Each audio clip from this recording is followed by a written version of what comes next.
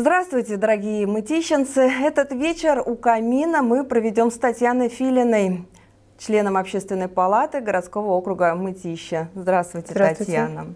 Татьяна, вы тот самый человек, который сагитировали мытищенцев собирать использованные батарейки. Это опасный вид отходов. Теперь в большинстве многоэтажек стоят специальные контейнеры, такие пластиковые 5-литровые бутылки, в которые все желающие выбрасывают использованные батарейки.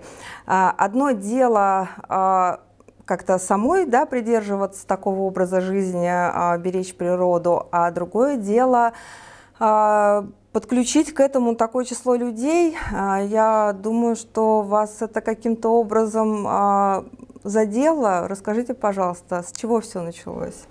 Началось, наверное, с рождения моего ребенка 10 лет назад. И у него в заключении была аллергия. Искали мы разные варианты решения вопроса и поиск вообще причину. Одно из ключевых моментов нам отвечали: ну, это экология такая, то есть, что вы хотите, сейчас многие болеют. И уже тогда пошли какие-то, наверное, незапланированные субботники, простые, домашние. И в 2016 году уже, когда у нас в городе открыли пункты приема опасных отходов, это батарейки, лампы, я с удовольствием восприняла эту идею и начала собирать, туда передавать. Но однажды, проходя мимо по улице Юбилейной, этот пункт был вскрыт вандалами. И шел сильный дождик. И эти батарейки в ливнесток уходили. Я начала искать ответы на вопрос, кто обслуживает, куда они дальше идут. Ну и так, в принципе, с того момента, наверное, точка невозврата моя началась по батарейкам. Не я их выбирала, они меня выбрали, то есть это случай. И уже в 2017 году у меня был какой-то опыт знаний, потому что у меня экологического образования нет, я все это самостоятельно изучаю. Уже было знание, что они наносят вред, какой вред наносят. Татьяна, вы напомните нам, какой вред наносят батарейки, попадая в почву, попадая в окружающую среду, чтобы наши телезрители тоже понимали? Батарейки состоят из многих компонентов тяжелых металлов: никель, ртуть, свинец, кадмий, цинк. Когда эти компоненты попадают в воду, в грунт, они ее отравляют. И к нам поступают в виде питьевой воды, продуктов, имеют эффект накопительный. То есть нельзя сразу попить воды и что-то будет. Они постепенно, понемногу накапливаются, тем самым снижая иммунитет, вызывая также аллергические реакции и возбуждают раковые клетки. То есть, в общем, такие серьезные заболевания, провоцируют. Да, многие не сопоставляют эту цепочку, потому что это накопительный эффект идет. Это не сразу происходит. А потом уже очень поздно становится.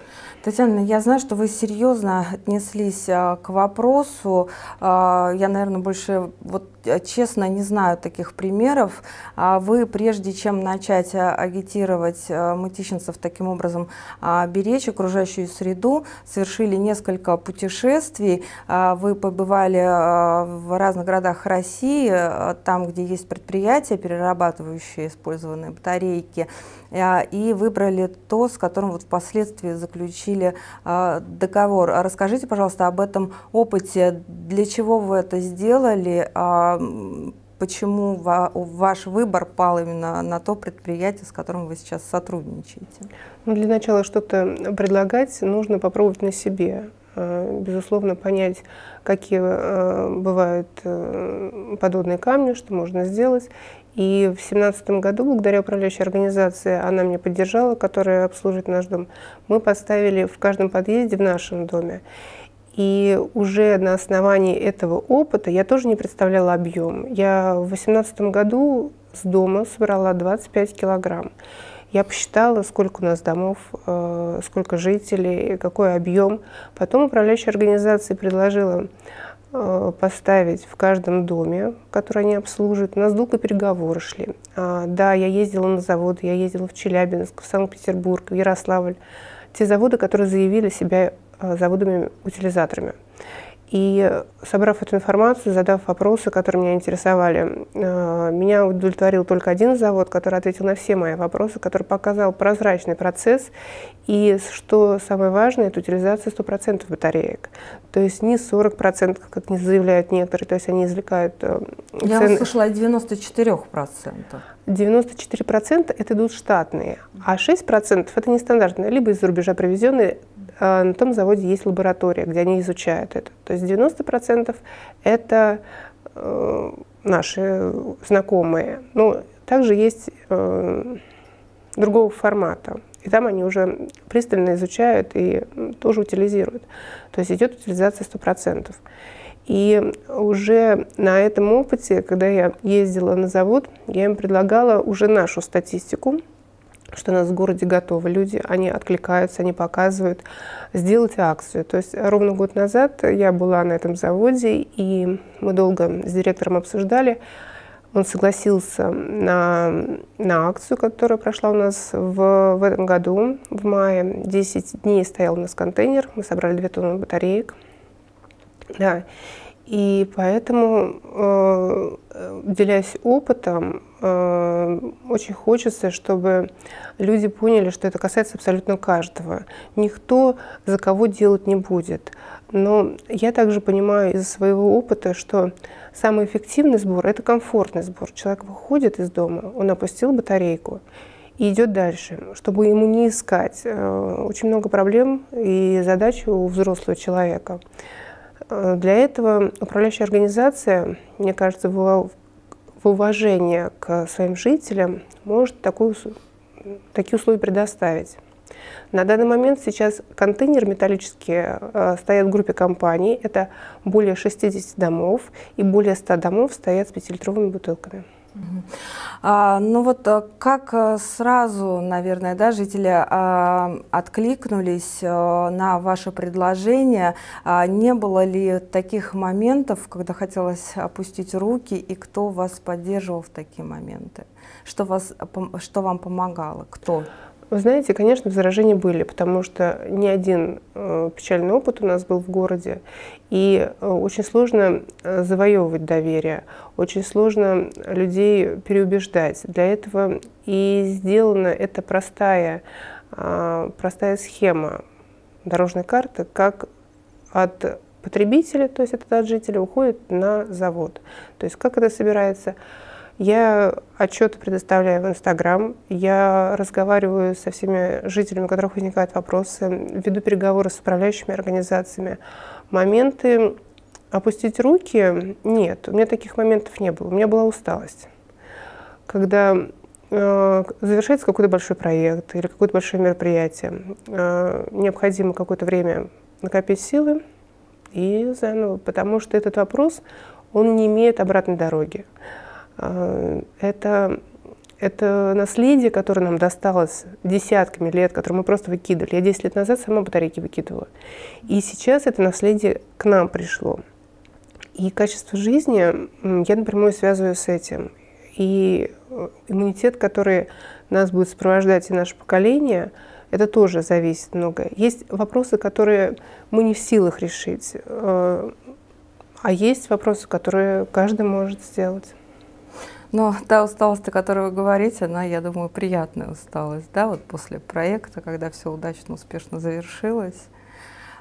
Татьяна, вы можете рассказать все-таки, вот, что потом делают из батарейки, да? Как ее можно использовать вторично? Потому что я, например, вот мало себе представляю этот момент, как использовать. Замечательно, поэтому я принесла батарейку. Наверное, я вот в этом моменте бы засомневалась, когда мне бы предложили собирать, да, батарейки. Я бы подумала, что ее просто еще где-то захоронят, и она будет портить окружающую среду в этом месте. Да, поэтому я принесла вам подробную инструкцию, из чего состоит батарейка. Это железо, цинк, графий, бумага, электролиты, марганец иметь. То есть это первоисточники природных ресурсов. Сдавая батарейку на утилизацию, это не только мы сохраняем природу, но мы еще полезные ископаемые сохраняем, потому что в добыче полезных ископаемых затрачивается больше ресурсов, чем в переработке уже существующего сырья. И здесь одни плюсы, на мой взгляд, потому что мы сохраняем и качество воды, потому что одна батарейка 25 грамм, это пальчиковая, она может отравить 400 литров грунтовых вод, либо 20 квадратов земли, на установление чего необходимо 25 лет. Можете себе представить, когда тоннами выбрасывают батарейки, это накапливается все в грунтовых водах, в почве, и все нам возвращается. Да, если учесть, что мы за один раз, да, за одну акцию собрали, сколько вы сказали, 2 тысячи? Да, 2 тонны. 2 тонны. Конечно, это ужасающий масштаб, на мой взгляд. И из-за того, что это проблема скрытая, она не видна. Это не мусор ТКО, который не вывезли, и он всем глаза мозолит.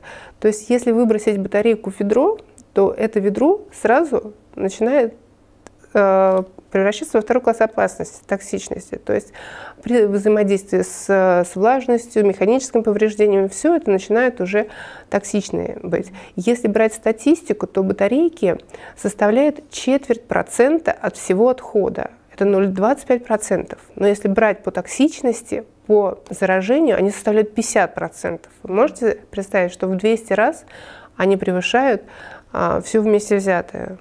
И то есть вот эти элементы, которые содержатся в батарейке, их уже потом используют для каких-то Безусловно, их целей, используют по прямому назначению. К примеру, железо непосредственно могут использовать в стройматериалах. Медь – это безотказное сырье в проводах, кабель. Вам это известно, у вас много техники. Вот, и все остальное тоже.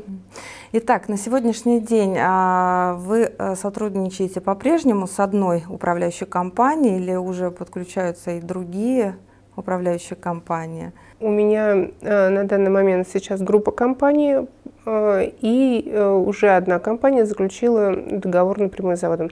2 компании в планах, потому что зима, снег, и я понимаю, что коммунальщикам сейчас другие приоритетные вопросы.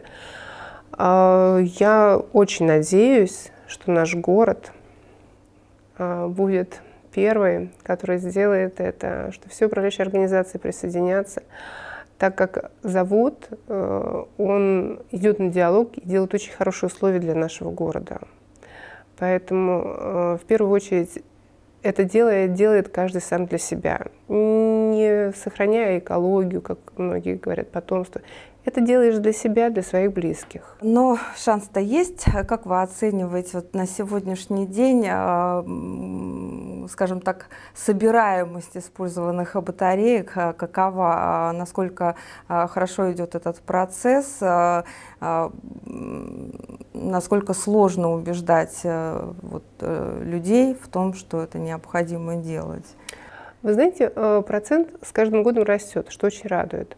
Если буквально 2 года назад это было 3% по всей России от производимого объема, 3%, вы представляете, только перерабатывалось, 197 уходило на полигоны, что нам будет потом сюрпризом, то с каждым годом добавляется 1–1,5%. Это, с одной стороны, мало, но с другой стороны это прогресс, потому что сознание человека поменять очень сложно.